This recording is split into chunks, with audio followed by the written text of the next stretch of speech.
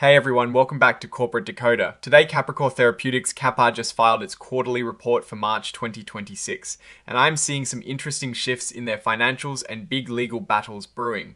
Quick note, this is not financial advice, just my take on public filings for educational purposes. They've seen a big drop in cash, but also a substantial increase in research and development spending, suggesting they are pushing hard towards getting their main drug approved. Alright, let's dive into what Capricor Therapeutics is telling us in their latest report. This is their quarterly filing, basically a check-in on how things are going for the first 3 months of 2026. First up, the balance sheet, which is like a snapshot of what the company owns and owes. Back on the 31st of December 2025, they had a healthy amount of cash and investments, over $322 million. But fast forward to the 31st of March 2026, and that number has dropped significantly to just under $283 million. That is a big decrease, over 12% gone. Where did it go? Well, looking at their cash flows, they spent a lot on investments, buying about $174 million in marketable securities. They also spent nearly $5 million on property and equipment, and another $4.7 million on construction in progress. This suggests they are really building out their infrastructure, likely in preparation for their drug, Deramiocel, potentially getting approved. Now, let's look at how they're doing on the income statement. For the first 3 months of 2026, they reported a net loss of over $33 million. That is a pretty big jump from the $24 million loss they had in the same period last year.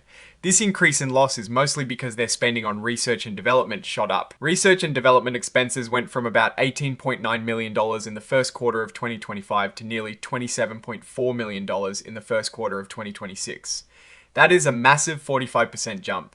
What is driving this? Well, compensation and personnel costs went up significantly, likely due to hiring more people. But the biggest driver here is the spending on their Duchenne muscular dystrophy program, Deramiocel. This R&D spending related to Deramiocel increased by over $5 million, a 69% spike. They are also spending more on facilities and building out manufacturing capabilities, which makes sense if they are gearing up for potential product launch. General and administrative expenses also climbed up 55% from last year, from about $6 million to over $9 million. A big part of this increase comes from professional services, like legal and consulting fees, which jumped by a staggering 741%. This could be related to the legal battles we'll talk about later. On the bright side, their investment income more than tripled, going from about $730,000 to almost $3 million. This is because they had more money invested in securities, which is good to see. When we look at cash flow, it paints a clear picture. They used over $29 million in operating activities in the first quarter of 2026. This is a big increase from the nearly $6.5 million they used in the same period last year. A lot of this is tied to that higher net loss we just talked about. And remember that big investment in securities we mentioned. That is reflected in their investing activities, where they used a whopping $154 million.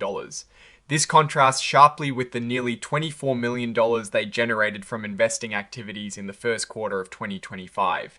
It really shows a shift in strategy, putting a lot of cash into securities and infrastructure. Now, how did they fund all this? Well, they had some significant financing events. In December 2025, they completed a large public offering, bringing in about $172.5 million before fees. And before that, in September 2025, they launched an at-the-market offering, which brought in another $77.5 million through March 2026. So, they've been actively raising capital, which is crucial for a company in this stage of development. There is also a notable item here regarding a grant from the California Institute for Regenerative Medicine, or CIRM. It looks like this award, originally given in 2016, is now being converted into a loan. By the 31st of March 2026, they had set aside over $6 million to repay this loan, which includes both principal and accrued interest.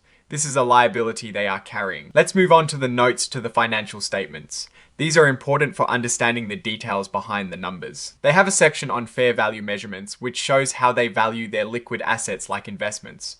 Most of their level -1 and level -2 assets, like US Treasuries and commercial papers, are valued based on quoted prices or corroborated market data.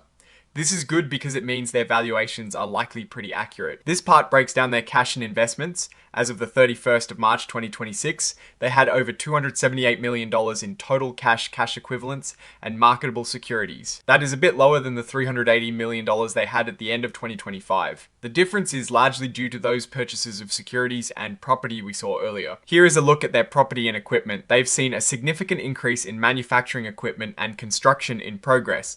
Total property and equipment net jumped from about $18.3 million at the end of 2025 to over $28.5 million by the 31st of March 2026. This shows a clear investment in their operational capacity. Their lease obligations are also detailed here. They have long-term lease agreements for their facilities, particularly a significant one in San Diego. The lease liabilities, including current and long-term portions, sit at around $14.8 million as of the 31st of March 2026. They've also described a potential new facility lease they are negotiating, which could be a big move for their future operations. This section is really important, especially when it comes to their collaboration agreements.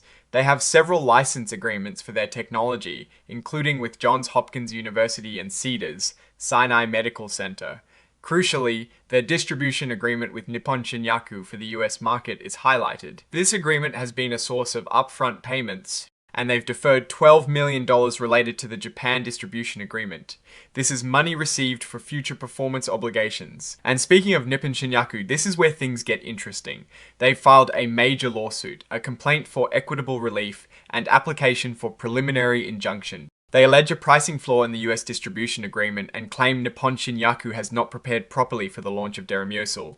They are seeking to cancel the agreement and get the right to distribute the drug themselves.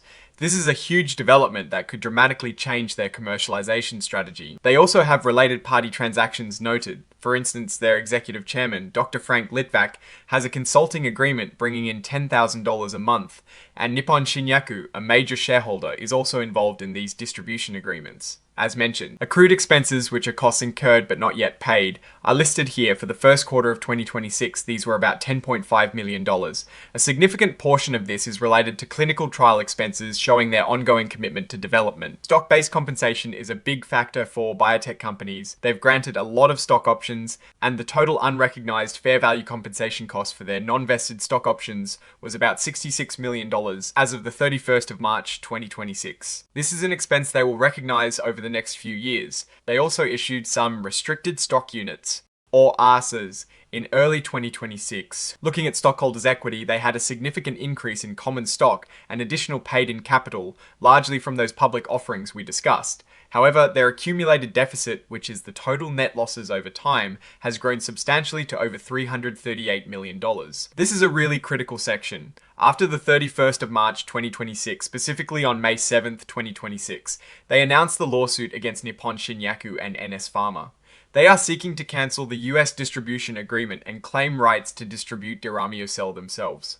This litigation is a huge risk and opportunity. If they win, they gain control of US distribution, which could be far more profitable. If they lose, it could severely hinder their commercialization plans for Deramiocel in the US. Now, let's get into the management's discussion. They confirm their focus on developing cell and exosome-based therapeutics, especially Deramiocel for Duchenne muscular dystrophy.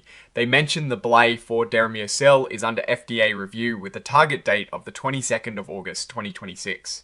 This is key. They have no products approved for sale yet, so their future hinges on this approval. They highlight Deramiocel's mechanism of action, which aims to slow disease progression by reducing inflammation and fibrosis in muscle.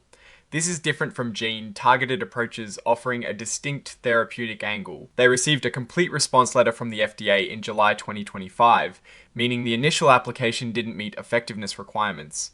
However, they've since submitted additional data and have a new target action date of the 22nd of August 2026. This is a major hurdle they are trying to clear. The StealthX exosome platform is also moving forward with preclinical data showing promising results for vaccines.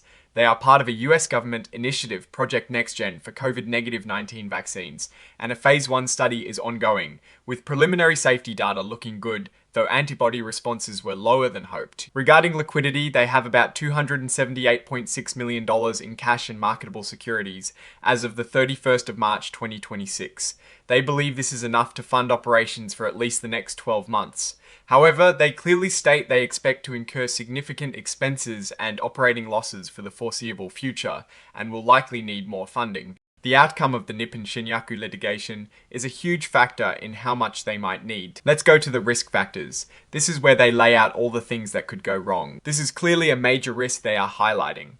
The litigation against Nippon Shinyaku is uncertain, could be costly, and if they lose, it could really hurt their business and stock price. It is a significant gamble. They reiterate that they have a history of losses and expect them to continue. This is typical for biotech companies, but it is always a risk for investors. The increase in R&D and Gaijure expenses, especially legal costs, points to more financial pressure ahead. The fact that they are spending so much on R&D for Deramiocel, despite the regulatory setback and litigation, shows their belief in the drug's potential. Another big risk tied to the litigation is their dependence on distributors. If they can't get the rights back from Nippon Shinyaku, their success hinges on that partner's ability to sell the drug. This uncertainty around commercialization strategy and potential revenue is a major concern. A minor note here is about a Rule 10b 5-to-1 trading plan adopted by one of their directors, Karima Isabar, in late 2025. It allows her to sell up to roughly 122,000 shares by June 2026.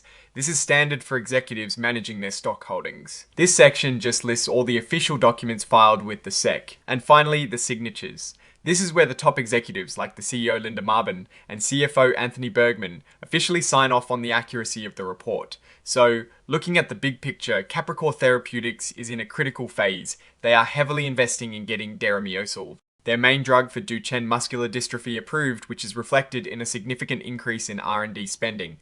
They've also faced a setback with the FDA, but are pushing forward with a new action date. However, the massive lawsuit against Nippon Shinyaku looms large, creating significant uncertainty around their commercialization strategy and future revenue. While they've raised substantial capital, the path ahead is clearly expensive and filled with both regulatory and legal risks. The risk I'm watching is how that lawsuit against Nippon Shinyaku plays out and if their Deramiocel blight gets approved on the second attempt. What I am actually looking for is a clear path to commercialization that does not depend entirely on winning that lawsuit.